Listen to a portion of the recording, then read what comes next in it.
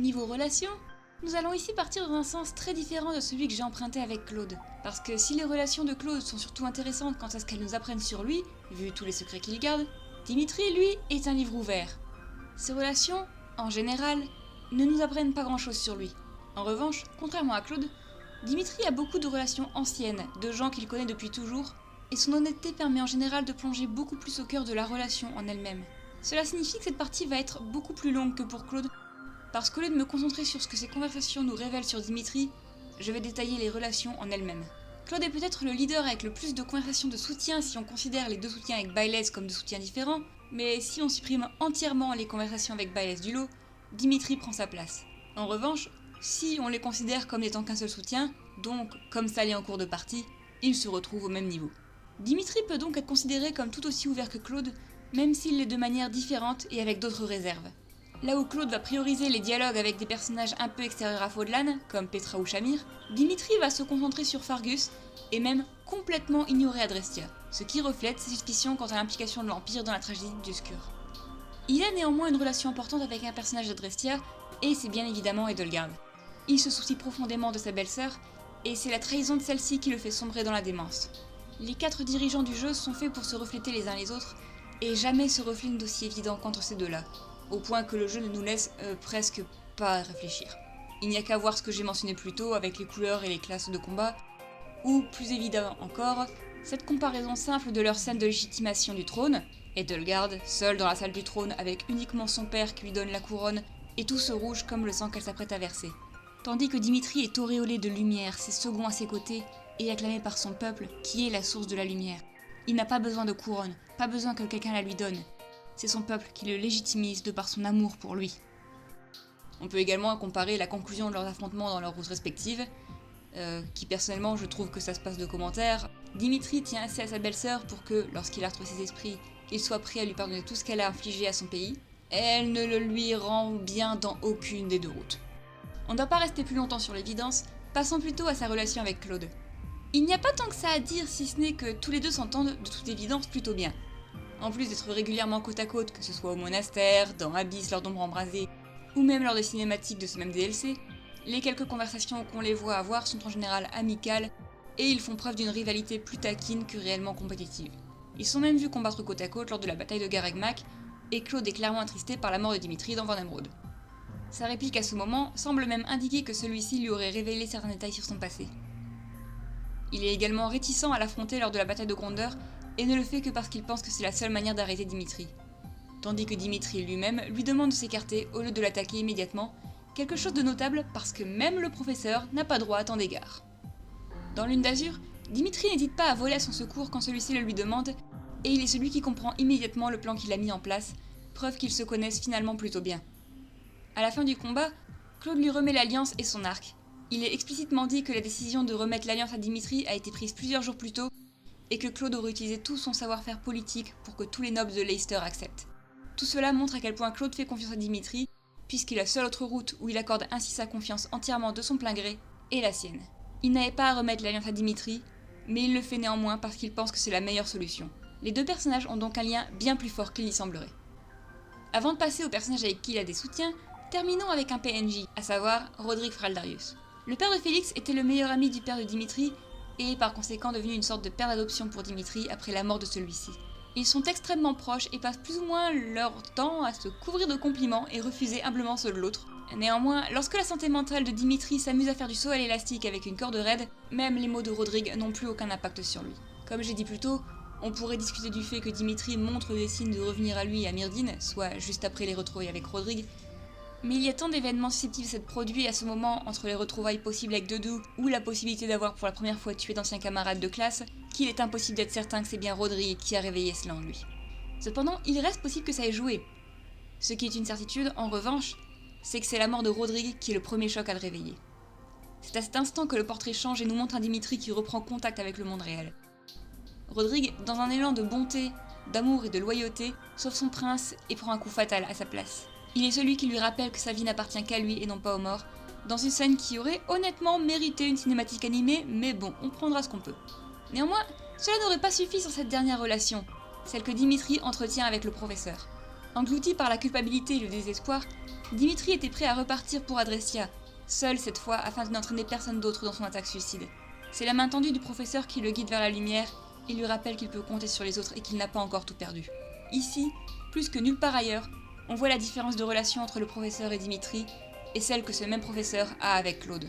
Du début à la fin, même lorsque l'un est élève et l'autre professeur, Claude et Bayles se traitent comme des égaux. Dans le cas de Dimitri, en revanche, le professeur est un guide, une lumière, la personne qui peut l'aider à se redresser. Du début à la fin, Dimitri montre avant tout de l'admiration, y compris dans des scènes où en comparaison, Claude se contente de faire une remarque. Ce n'est pas tant un partenariat d'égal à égal qu'un besoin. Dimitri a besoin du professeur pour s'en sortir et meurt d'ailleurs dans toute route où il n'est pas choisi. Il en est presque dépendant. Cela ne rend pas la relation moins profonde, mais il est intéressant de noter qu'il est le seul des 3 protagonistes à n'avoir un soutien qu'en 3 rangs avec le professeur en question, comme pour mettre en relief ce non-équilibre des pouvoirs entre eux. En revanche, on peut également voir ce soutien en 3 rangs d'une autre façon. Après tout, Dimitri est en revanche le seul personnage à avoir une conversation avec Bayles après le bal. Et cette conversation est profondément personnelle et importante, à la manière d'une conversation de soutien. La seule chose qui l'en sépare est que les soutiens sont en fin de compte optionnels, tandis que celle-ci est obligatoire étant donné qu'elle parle d'éléments qui deviendront importants pour la suite de l'intrigue.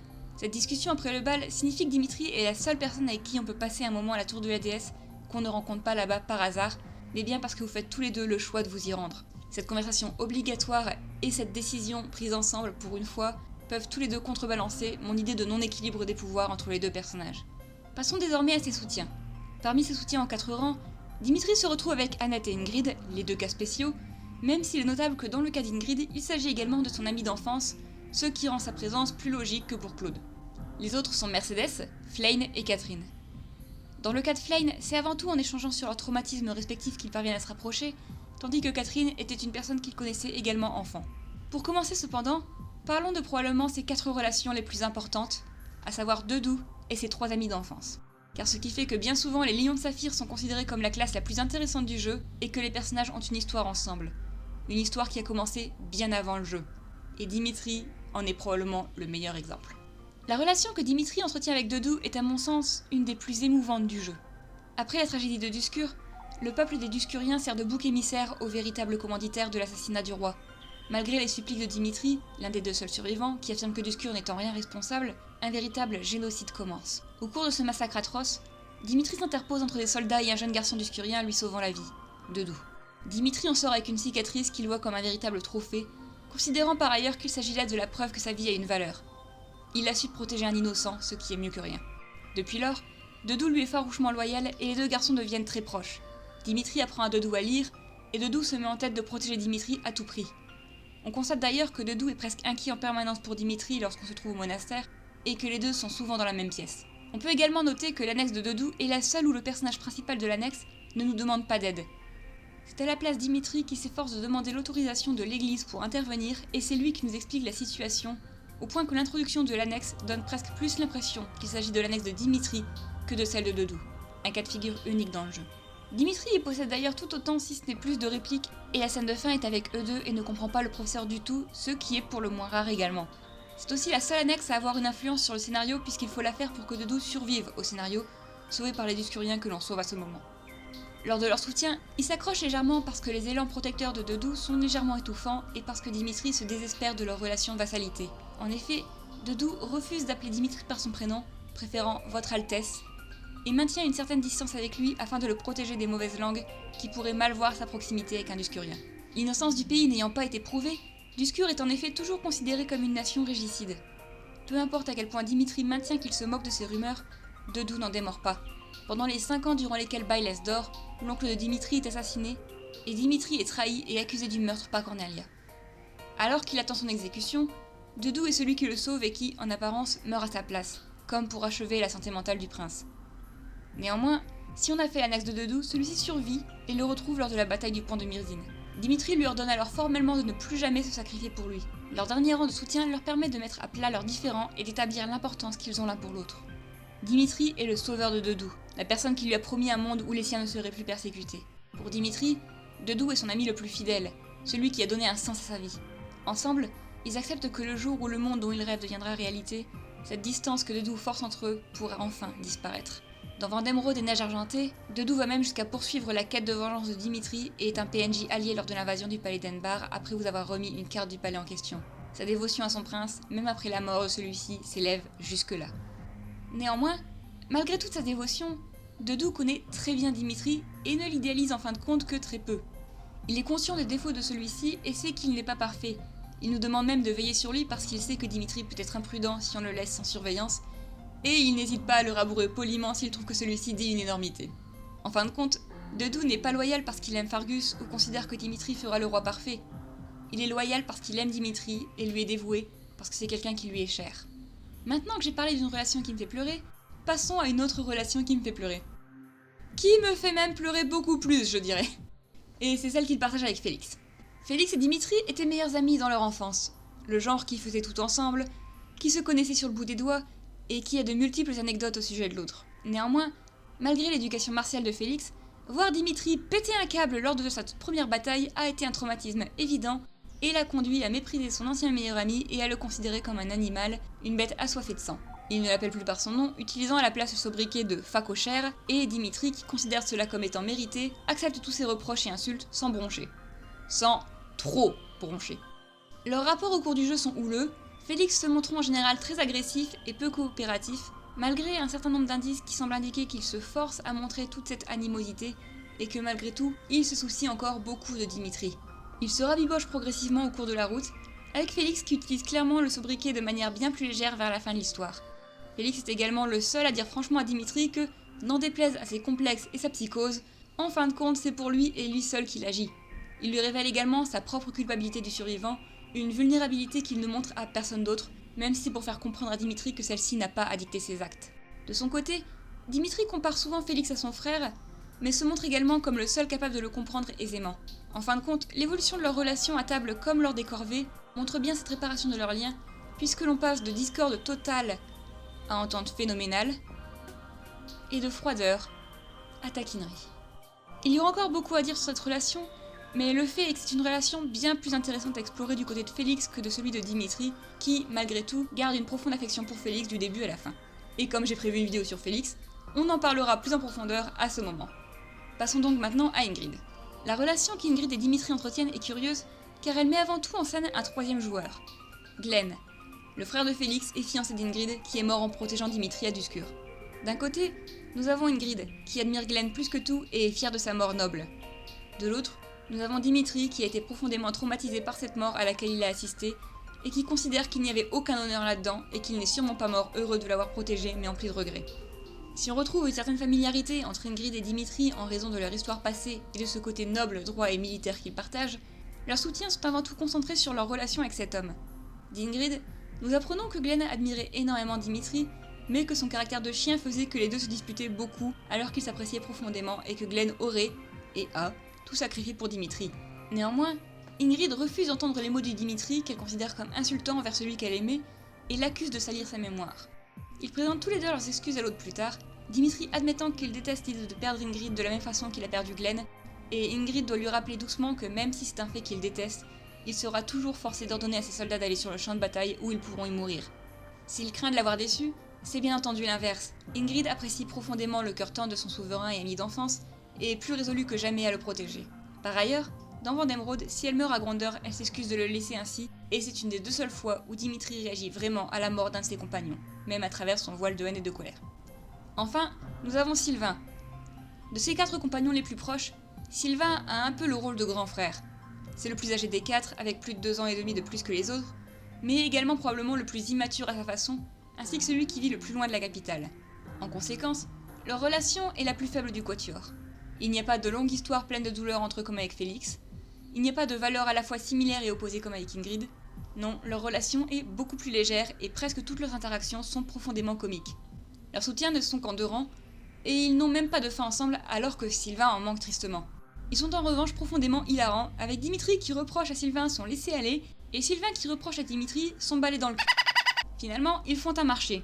Si Sylvain fait des efforts, alors Dimitri devra conter Fleurette à une fille.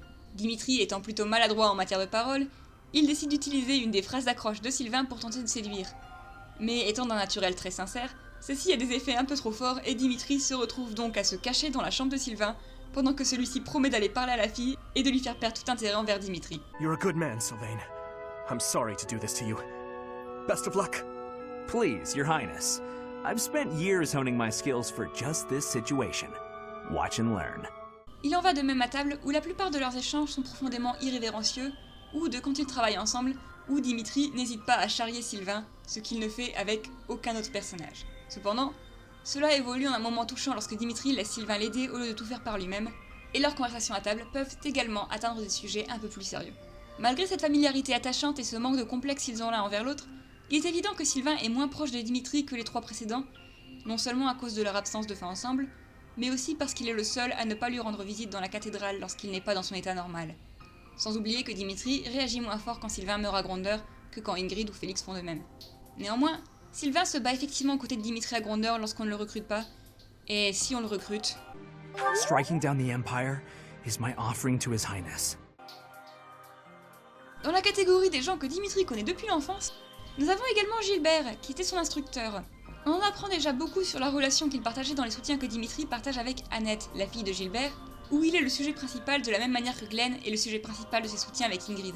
Tous deux commencent par échanger des anecdotes au sujet de celui-ci, avant de refuser d'entendre les anecdotes que lui leur racontait au sujet de l'autre, de peur qu'elles soient embarrassantes. Les discussions que Dimitri et Gilbert peuvent avoir ensemble, en revanche, peignent une image plus précise. Malgré le côté grave et sérieux de leur discussion, Gilbert et Dimitri partagent également une relation similaire à celle d'un père et son fils. Ce qui me fait penser que même si Dimitri n'a jamais vraiment eu de maman, il aura en revanche eu 3 papas. 3 papas et demi. Annette fait d'ailleurs remarquer à Dimitri que celui-ci agit exactement comme Gilbert agissait peu de temps avant de les quitter, preuve qu'il a eu une influence très forte sur Dimitri. Quoi qu'il en soit, Gilbert est celui qui a sauvé Dimitri à Duscur avant l'histoire. Si Gilbert a fini par quitter le pays suite à la honte de ne pas avoir su sauver son souverain, Dimitri a lui passé ce temps à s'enfoncer dans sa culpabilité du survivant, perdant toute estime de lui et toute passion, au point de demander à Gilbert pourquoi il l'a sauvé. Dimitri va même jusqu'à le mettre au défi de le tuer ici et maintenant, s'il est à ce point rongé par les regrets de n'avoir pu sauver personne d'autre que lui. Si l'un de ses objectifs principaux lors de cette conversation est de persuader Gilbert de cesser de se morfondre et de revenir à ses côtés, Gilbert constate à sa grande horreur que sa demande était sincère. Comme l'instructeur qu'il avait été pour Dimitri dans son enfance, il décide donc de lui enseigner une leçon cruelle s'il le faut, en prétendant accomplir sa volonté. Lorsque Dimitri se prépare à laisser son vieux maître le tuer, néanmoins, quelque chose se passe. Si Gilbert lui fait la leçon, lui inculquant clairement que vouloir fuir ses péchés par la mort est profondément lâche, et que même s'il y a des gens qui souhaitent en effet sa mort, il y en a tout autant qui tiennent à lui et veulent le voir vivant, ce n'est pas la seule chose qui force Dimitri à réévaluer sa position. Malgré son habitude du combat, pour la première fois de sa vie, en voyant l'épée de Gilbert s'abattre sur lui, Dimitri a eu peur. Comme si une exécution de la part d'une personne à qui il tient était infiniment plus effrayante qu'une mort au combat. Finalement, comme un enfant à son professeur, Dimitri lui pose cette question, vulnérable et incertaine, peut-être plus que tout ce qu'il nous montre de tout le reste du jeu. Pensez-vous vraiment que je ne mérite pas la mort ? La réponse de Gilbert, sûre d'elle, est ce soutien sévère mais fiable dont Dimitri a déjà montré avoir besoin au cours de sa route. Ce soutien me fait énormément mal au cocoro, mais c'est probablement le moment qui adresse les problèmes de Dimitri, même à la fin de sa route, mieux que n'importe quoi d'autre. Y compris son rang S avec Bayles qui dit pourtant explicitement que Dimitri ne sera jamais libéré de ses problèmes mentaux, ou même que les nombreux épilogues qui semblent impliquer qu'il ne meurt pas extrêmement vieux, même après cette histoire. C'était assez déprimant, donc rebondissons sur Annette, la fille de Gilbert, pour un peu plus de légèreté. Avoir été élevés par le même homme leur permet de développer un lien assez fraternel à coups d'anecdotes, jusqu'à ce qu'Annette finisse par se rendre compte qu'à force de parler de Gilbert, ils n'ont jamais vraiment parlé d'eux-mêmes et qu'elle ne le connaît finalement que très peu. Néanmoins, Dimitri n'aimant pas trop parler de lui-même, il parvient à plutôt retourner la conversation sur elle. Sincèrement, c'est frappant. Sur 17 répliques après la demande d'Annette, presque la moitié sont prononcées par Dimitri, mais seuls 2 parlent de lui et c'est pour mentionner qu'il n'a pas de goût très marqué en matière de nourriture. En revanche, il y en a 3 où c'est lui qui demande à Annette de parler d'elle, les 3 dernières étant des réactions à ce qu'elle dit. Leur soutien s'achève alors qu'Annette promet de rester avec lui pour l'aider à retrouver le sourire, puisqu'elle refuse qu'il devienne perpétuellement grognon comme son père. Et elle parvient à le faire rire, ce qui est la preuve qu'elle est sur le bon chemin. Comme la plupart des amis de Dimitri, elle a conscience aussi bien de ses qualités que de ses défauts, et lui fait remarquer que peu importe ses fautes dans lesquelles il se noie, maintenant qu'il est de retour dans le droit chemin, il a déjà fait énormément pour son peuple. Restons dans la légèreté et dans un Dimitri un peu plus manipulateur qu'il n'y paraît, avec Ash. Ses soutiens sont adorables. Ash est un garçon du peuple on ne peut plus ordinaire, qui n'avait encore jamais vu à quoi ressemblait son prince avant d'arriver à l'académie. Il est donc tout embarrassé quand il lui parle, et est incapable de s'empêcher de faire preuve de déférence, au point de refuser que Dimitri lui apporte de quoi l'encourager pour accomplir une tâche qu'il lui a demandé d'accomplir. Bien décidé à remercier son camarade proprement, Dimitri prétend donc avoir besoin de conseils en matière de sucrerie, ce qui lui permet de savoir exactement ce qui ferait plaisir à Ash pour l'encourager. Leur conversation reprend alors qu'Ash lutte toujours à traiter son prince plus familièrement, tandis que Dimitri continue de se montrer profondément humble, et il est clair qu'ils se respectent profondément. Ils finissent par décider de faire un pas vers l'autre en direction d'une amitié profondément simple et choupinoute. C'est en soi un des soutiens les plus simples de Dimitri, deux personnes qui se rapprochent, ni plus ni moins. Heureusement qu'il y en a. Poursuivons avec eux d'ailleurs en parlant de son soutien avec Aloïs, un pour lequel j'ai un attachement particulier pour une raison simple, c'est le soutien qui nous révèle que contrairement à ce qu'on pouvait s'imaginer jusque-là, Dimitri a un sens de l'humour. Il adore l'humour nul. Sincèrement, c'est pratiquement tout ce qui se passe dans ce soutien. Aloïs fait des blagues, qui ont des réactions peu enthousiastes, à part Dimitri qui hurle de rire et va jusqu'à lui demander de lui enseigner l'art des jeux de mots. Tout comme Claude, Dimitri apprécie les gens qui savent mettre les autres de bonne humeur, que ce soit Aloïs ou Annette, et se désole de ne pas être capable de faire de même. Et tout comme Claude, il a l'air bien décidé à y parvenir également. S'il aura autant de succès que Claude à l'avenir, en revanche, ça reste à déterminer. Enfin, toujours dans ses soutiens plus légers, nous avons celui avec Raphaël. Dans ce soutien, Dimitri nous détaille tout aussi bien le fait que sa famille a toujours eu une force sans pareille, quelque chose qui ne doit pas venir de l'emblème vu les statistiques de Bladed lorsqu'on l'affronte dans Rodem Road, mais aussi le type d'entraînement assez fou qu'il effectue régulièrement. Raphaël décide d'essayer de l'imiter, sans saisir qu'il ne faut pas enchaîner tous ses entraînements. C'est Dimitri qui doit lui expliquer que s'il a si mal après, c'est à cause de courbatures. Preuve que Dimitri, malgré sa force et sa rigueur à l'entraînement depuis toujours, a déjà eu des courbatures. Contrairement apparemment à Raphaël, ce qui fait se poser tout un tas de questions, mais qui n'ont rien à voir avec Dimitri cette fois. Passons maintenant aux 5 derniers, puisque cette partie est déjà beaucoup trop longue. Un soutien concerne son passé, et les 4 autres concernent des personnages avec qui il possède un nombre étrange de points communs, dont une qu'il avait déjà rencontrée dans son enfance. Commençons donc avec Catherine. C'est un autre soutien d'un ton plutôt léger, surtout vu les deux énergumènes. Mais ces deux mordus de l'entraînement se retrouvent régulièrement pour un petit combat. Ils apprécient clairement la compagnie l'un de l'autre. Catherine prend beaucoup de plaisir à taquiner Dimitri qui le prend très bien, et finit même par tenter à plusieurs reprises de la convaincre de revenir en Fargus, dans l'espoir de garder sa compagnie. C'est très chou, ça fait sourire. C'est le dernier soutien de Dimitri d'une simplicité rafraîchissante, profitons-en, on n'en aura plus vraiment. Pourtant, on croirait avec Flayn. Après tout, le soutien commence avec les habituels déboires de Flayn avec la cuisine. Pour ceux qui ne s'en souviendraient pas ou ne le sauraient pas, Flayn est une cuisinière atroce. Et personne ne touche à sa nourriture. Dimitri, qui revient de l'entraînement, la mange en revanche sans problème et en redemande, faisant énormément plaisir à Flayn. Mais non. La suite de leur soutien est plutôt un échange sur leurs traumatismes respectifs. Les deux peinent à dormir la nuit, et si la première fois qu'ils en discutent, c'est Dimitri qui s'ouvre à elle, lui parlant des origines de ses migraines, Flayn le réconforte aussitôt et... As for me, if I am ever to be but a memory in your future, I want you to remember me in a way that brings you joy. I would want you to smile when you recalled me, to feel warmed by the notion that I cherished your company. Cette fille est un ange, mérite le monde entier et je veux une statue à son effigie. C'est un début. L'histoire de la cuisine revient bien sûr avec Dimitri qui admet qu'il ne sent plus le goût des aliments, mais le cœur de leur relation est vraiment cette peine que tous deux ont à dormir. Et si Dimitri a déjà expliqué sa raison, Flayn attend le dernier niveau de leur soutien pour lui admettre que ses propres traumatismes sont tout autres, lui révélant d'une manière détournée, qui n'est pas sans rappeler Claude avec Marianne, qu'elle s'est un jour endormie pendant des siècles et s'est réveillée dans un monde entièrement différent, où tous ceux qu'elle aimait étaient morts. Exactement comme Claude, elle fait assez confiance à Dimitri et à sa bonté pour prendre le risque qu'il découvre sa véritable identité. Et assez pour s'endormir sur place si celui-ci se trouve à ses côtés. Dans la catégorie partage des traumatismes, nous allons passer à Marianne, avec qui il a un point commun plutôt triste. Ce sont deux des personnages les plus hantés par une culpabilité du survivant du jeu. Toute leur relation tourne sur cette compréhension qu'ils ont l'un de l'autre à cause de cela. Il y a une sincérité qu'ils ont ensemble qu'ils ne peuvent pas forcément se permettre d'avoir avec qui que ce soit d'autre. Dimitri, même s'il est heureux de voir Marianne sourire, est littéralement la seule personne du jeu à dire à Marianne qu'elle n'a pas à se forcer à sourire. Malgré cela, leur relation se montre bien plus emplie d'espoir que sombre et montre plus que tout la douceur et la gentillesse dont les deux personnages font preuve au quotidien. Son soutien avec Mercedes commence en général de manière plus légère, en mettant en relief leurs forces et faiblesses respectives. Mercedes était en l'air et incapable de manier une épée, comme montré par son point faible en la matière, tandis que Dimitri est rigoureux et expert en le maniement de l'épée. Mercedes est une experte en arts délicats tels que la couture, Dimitri est incapable de ne pas tordre ses aiguilles. Si leur B+, commence légèrement à les montrer s'ouvrir davantage, avec Dimitri qui nous révèle qu'il n'est finalement pas si proche de sa belle-mère adorée que ça, et que peut-être qu'il l'idéalisait un peu, c'est seulement leur rang A qui donne vraiment une autre dimension à leur relation. Dedans, les deux se retrouvent de nuit à la cathédrale pour prier, et parlent de leur relation avec les morts. La compassion de Dimitri impressionne Mercedes qui rappelle à Dimitri qu'il a tout autant de cœur et de bonté qu'elle, que c'est même ça qui l'a tant détruit. Exactement comme le mentionne Dedou à un moment donné, et moi dans la partie précédente, Dimitri est incapable d'agir pour lui-même. Même dans sa folie, il devait se battre pour les morts, car toute cette violence n'avait de sens pour lui que si elle était mise au profit des autres. C'est une idée qui l'a obsédé, mais que, comme on l'a vu, Félix réduit en morceaux dans leurs soutiens respectifs, faisant remarquer à Dimitri que les morts ne peuvent rien ordonner de lui et qu'en fin de compte, il n'y a que lui qu'il sert en faisant ça. Si ces dires et ceux de Mercedes peuvent sembler contradictoires, tout le sel et la complexité de la situation font qu'en réalité, les deux ont raison. Les deux voient juste. Ce jeu est un chef-d'œuvre d'humanité. Bref, Dimitri admet qu'il a peur d'oublier ses morts, Mercedes lui répond que même si on craint d'oublier le passé, on ne peut jamais y retourner et qu'on ne peut rien faire d'autre que vivre dans le présent, quelque chose de très important comme on le verra dans la prochaine partie. Elle pose ensuite le doigt sur quelque chose de vital au personnage de Dimitri, il ne sait pas ce qu'il veut pour lui-même. Dimitri est quelqu'un qui a toujours vécu par rapport aux attentes que les autres ont de lui.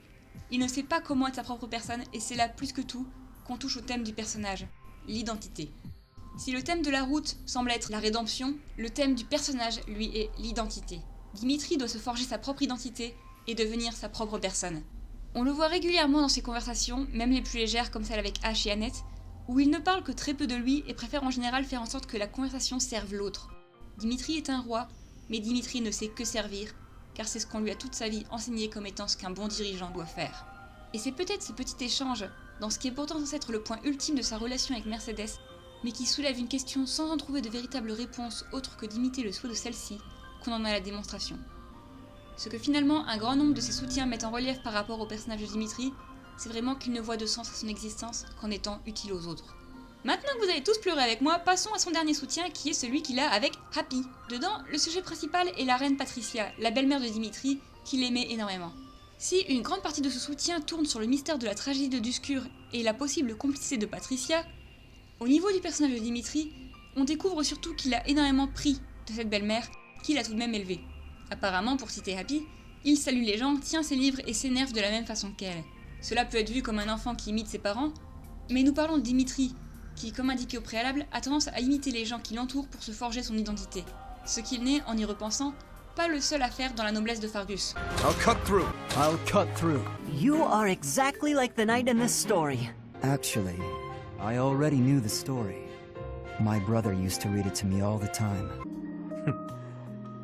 You know, Felix, you really are growing more and more like your brother. Mais bref, j'ai dit que je parlerai plus de leur relation dans la vidéo sur Félix. Finissons donc de parler de sa relation avec Happy, en mentionnant à la fois que leur fin ensemble est la seule à faire référence au Serpent des Ténèbres, mais aussi que même si je me suis plainte la dernière fois que Happy, de l'Arcane des Étoiles, n'est pas la moindre discussion avec le monsieur à l'Arcane de la Lune et au thème récurrent des étoiles, eh bien elle en a en revanche avec le monsieur dont la route est nommée après la Lune. Oh et tiens, puisqu'on parle des arcanes du tarot,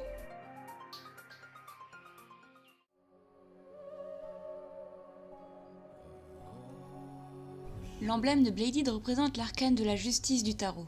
C'est l'emblème à la fois du juge et de l'avocat, deux rôles que Dimitri endosse tour à tour, entre son jugement des crimes de Randolph et les excuses qu'il donne à plus ou moins tous les ennemis qu'il rencontre dans sa route, que ce soit Lonato, Miklan ou Edelgard. Les qualités de la justice comportent la rigueur, la lucidité, le sens de l'honneur, l'intégrité et une volonté incontournable qui toutes décrivent plutôt bien Dimitri. Sa rigueur est probablement une conséquence de son éducation assez martiale, mais quelle que soit son origine, elle se reflète ensuite sur des points plus négatifs de la carte. Dimitri a également un immense sens de l'honneur qui suit les codes de la chevalerie inculqués par Fargus. C'est un homme honnête au possible, et on ne peut nier que sa volonté est à toute épreuve après les 5 années qu'il aura passées dans la nature à se raccrocher à son désir de vengeance. Quant à la lucidité, si cela peut sembler ironique au vu de sa perte de conscience de la réalité, il faut néanmoins mentionner qu'il montre beaucoup de lucidité au début du jeu quant à la situation de Fargus et les raisons derrière celle-ci. Il est aussi, avec Sylvain, le seul à avoir conscience que les Duscuriens n'étaient pas responsables de la tragédie, et à la fin du jeu, reconnaît que ces troubles ne disparaîtront pas du jour au lendemain et le hanteront peut-être même toute sa vie. Des observations qui demandent en effet une certaine lucidité. On peut également ajouter à ses atouts la légitimité et l'équilibre. Dimitri est l'héritier légitime du trône, un statut qu'il revendique en sauvant son peuple, ce qui le rend justement légitime à ses yeux. Quant à l'équilibre, c'est au niveau de sa vision du monde qu'on peut l'avoir. Il est le moins extrême de tous les dirigeants du jeu. Sa question lorsqu'il demande comment agir face à quelque chose d'impardonnable est intéressante car elle représente les méthodes d'Edelgard et de Claude, alors que lui-même est partagé entre les deux. Dans le plus négatif représenté par cette carte, nous avons la cruauté, la sévérité, la rigidité, la sanction et, plus intéressant que tout, la contradiction. Comme la majorité des personnages du jeu, Dimitri est effectivement une contradiction ambulante. Mais la sienne est peut-être plus évidente encore que celle des autres. Sa personnalité naturelle est douce et attentive, il déteste la mort et la violence, mais il est aussi une sorte de surhomme à la force si énorme qu'il peine à ne pas tout détruire sur son passage, et peut se montrer particulièrement violent sous la colère. C'est une contradiction qui se remarque particulièrement bien à Remayer, lorsqu'il est celui qui a la réaction la plus violente de toutes, I will cut you to shreds! mais est aussi le plus secoué à la fin et part immédiatement à la recherche de survivants, comme Claude, mais d'un air profondément plus perturbé. Dans la catégorie des contradictions plus légères, il se montre toujours très sérieux et strict, mais est le seul à rire aux blagues d'Aloïs. Concernant la cruauté et la sanction, elle représente son état d'esprit lorsqu'il laisse sa psychose le guider. Il se montre cruel envers Randolph et prêt à exécuter une sanction profondément sévère. La sévérité et la rigidité sont le contrepoint de sa rigueur, et c'est même ce trait de sa personnalité qui est à l'origine de ses soutiens avec Sylvain. Poliment dit, Dimitri ne sait pas s'amuser. Il est trop dur envers lui-même et peut parfois l'être envers les autres. D'un point de vue un peu moins méta, le pouvoir de l'emblème de Bladed semble être un des seuls dont le sens a été réfléchi par rapport au scénario et au personnage qui le possède. En effet, cet emblème décuple la force du coup donné, mais décuple également l'usure de l'arme utilisée. Exactement comme Dimitri est plusieurs fois décrit comme ayant une force hors du commun, qui se vérifie d'ailleurs sur ses statistiques. Mais les conséquences de cette force sont qu'il brise parfois des armes par accident. Comme pour Claude, nous allons rapidement mentionner le choix du début, qui semble n'avoir aucun intérêt et n'est finalement même pas un vrai choix. Si, comme j'ai expliqué dans la vidéo de Claude, celui-ci et Edelgard peuvent aussi bien représenter le démon que l'âme mortelle, il n'y a pas le moindre doute que Dimitri représente l'esprit, le fantôme. Son histoire entière se joue parce qu'il est hanté par les fantômes de son passé, les âmes de ses morts. Il leur parle et les laisse dicter sa vie. Il ne se considère lui-même presque plus vivant. Une grande partie de son chemin a à voir avec le fait de s'identifier de nouveau comme un être humain, et donc de redevenir cette âme mortelle. Peut-être plus significatif encore est le simple fait qu'il apparaisse en tant qu'esprit à Byleth pendant Neige Argentée, à la recherche d'un guide, même dans cette route. Nous sommes de retour dans l'espace théorie. Sachant que Neige Argentée était la première route créée par l'équipe des développeurs, j'ai la forte impression que l'objectif de l'équipe des développeurs était de nous faire commencer par cette route, puis d'enchaîner avec Lune Azur pour pouvoir guider ce fantôme qui nous apparaît, et enfin Random Road pour comprendre la disparition soudaine de Claude après Nordview. Une idée que les images de fin de partie des 3 routes en question semblent appuyer. Notons ce trône tout d'abord dans une lumière bleue, puis dans une lumière jaune, tandis que la fin de Random Road représente le marais qui conclut cette route, et donc est montré comme étant une fin qui n'a pas forcément de suite à faire. Passons maintenant à cette triade présent, passé, futur qui représenterait les 3 leaders. Il est en général considéré que Dimitri représente le passé. Il est en effet hanté par celui-ci, comme on l'a souvent répété, et a la distincte impression de ne pas avoir d'avenir. Pour lui, il est mort avec les siens, à Duscur, il est en survie. Le futur ne le concerne pas. En revanche, l'arc du personnage est justement entièrement sur la façon dont il passe au-dessus de ça et commence à envisager l'avenir, parfois sous un œil heureux, parfois pas. Sa rupture avec le passé et ce refus de le laisser désormais dicter ses actes est explicité lorsqu'il lui est révélé que sa belle-mère, qu'il aimait pourtant profondément, aurait apparemment joué un rôle dans la tragédie de Duscur. Si cette révélation commence par le mettre dans une colère noire, il n'en fait pourtant rien et refuse de la laisser influencer ses décisions. La preuve qu'il est effectivement passé à autre chose et a évolué, qu'il refuse de laisser le passé le ronger plus longtemps. Néanmoins, plus que tout, il décide de se concentrer sur le présent parce que c'est tout ce qu'il peut protéger à l'heure actuelle. Les gens qui l'entourent et qui l'aideront à bâtir ce nouveau monde. Ou, pour le citer très exactement, nous devons défendre le présent, après tout, c'est tout ce que nous avons. Au niveau de cette symbolique, Dimitri est donc un personnage qui commence en se considérant sans avenir et obsédé par le passé, mais qui apprend à aller de l'avant et à se concentrer sur le présent, ainsi qu'à accepter qu'il doit forger l'avenir. Mais sa préoccupation principale, en fin de compte, est donc le présent, ce qui souligne une fois de plus son statut de leader le plus réaliste et ancré dans les difficultés de son peuple à l'heure actuelle. Enfin, tout le dernier point que je m'apprête à mentionner n'est peut-être qu'un simple coup de chance de l'écrivain, mais parlons-en quand même parce que c'est amusant. Le coup de chance de l'écrivain, c'est quand celui-ci décide quelque chose pour des raisons assez vagues, voire sans réel intérêt, mais qu'il s'avère que ça joue merveilleusement bien avec le reste sans qu'il ne s'en rende compte avant qu'on ne le lui fasse remarquer. En bref, parlons du nom de sa route. Lune d'Azur. Les routes du jeu sont nommées après les 4 grandes beautés du monde d'après un proverbe japonais. Le vent, les fleurs, la neige et la lune. Fukasetsugetsu, qui est d'ailleurs le nom original du jeu. Le proverbe les désigne comme des clichés, mais la version plus usuelle du proverbe parle des oiseaux ou de la neige. Kacho Fugetsu. Donc oui, Three Houses se loupe assez niveau traduction, mais passons, je comprends, c'est marketing. Toujours est-il que dans le cas de Claude et Edelgard, certains moments du jeu mettent explicitement en relief le nom de leur route. Pour Dimitri, on ne peut pas en dire autant. On pourrait y voir un reflet de cette recherche d'identité propre qui est le thème du personnage qui ne l'a pas encore trouvé et n'a donc pas encore ce lien, On pourrait essayer d'y voir un symbolisme quant au fait que sa route est la plus lumineuse, celle avec le moins de morts malgré son début particulièrement sombre, comme la lune illumine la nuit. On pourrait juste y voir une certaine logique avec le fait qu'entre ces 4 beautés, le bleu est la couleur qu'on associe le plus facilement à la lune. Mais on pourrait également y voir un lien avec le personnage de Claude. En effet, comme j'ai mentionné dans la vidéo de celui-ci, il représente l'arcane de la lune, et leurs routes sont profondément complémentaires. Là où la route de Claude possède toutes les explications qui permettent d'appréhender le monde, celle de Dimitri possède toutes les émotions qui nous y accrochent à ce point, nous ancrant dès le début avec des scénarios profondément poussés sur les personnages, ainsi que la fin qui nécessite le moins de pertes. Le scénario avec la fin la plus heureuse est régulièrement surnommé Golden Route ou bien Route dorée. Un jargon assez courant pour qu'il soit clair que le choix de nommer les cerfs d'or ainsi et de leur donner la route la plus complète, mais pas celle avec la fin la plus heureuse, était réfléchi. La route de Dimitri est la plus proche d'une Golden Route, mais il lui manque les explications de la route de Claude pour qu'elle le devienne vraiment. Et quand on voit que les deux factions ne sont jamais vraiment ennemies et tentent même de s'allier mais en sont empêchées, il est clair que la manière pour devenir une vraie Golden Route serait de les avoir s'allier. On peut peut-être même y voir un rappel quand Claude donne justement son arc à Dimitri, la relique de la maison Regan, la maison de l'arcane de la lune. Il lui confie la lune, il lui confie cette Golden Route. Bon, j'ai peut-être surinterprété ce dernier point, j'avoue, mais avouez que, si c'est le cas, ces coïncidences sont quand même drôlement belles.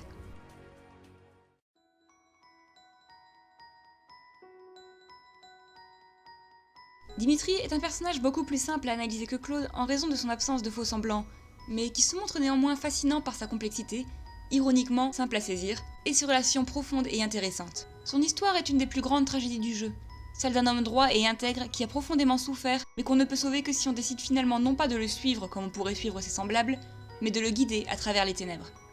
La récompense si on le fait est en revanche de taille.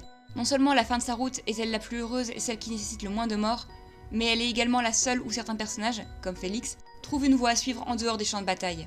Comme pour symboliser la manière dont, à la fin, Dimitri se coupe de son obsession envers le passé, le prix à payer pour cette joie est une absence totale de réponse quant à l'univers du monde.